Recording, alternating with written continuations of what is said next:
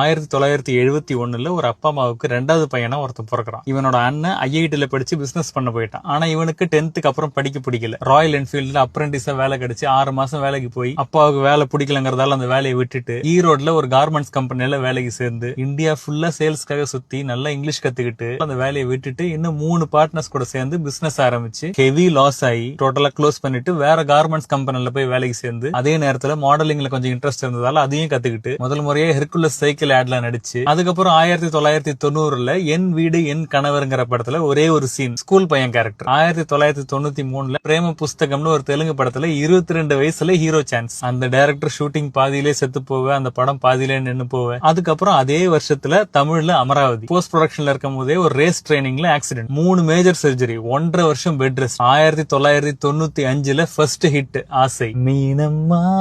1999 Amar.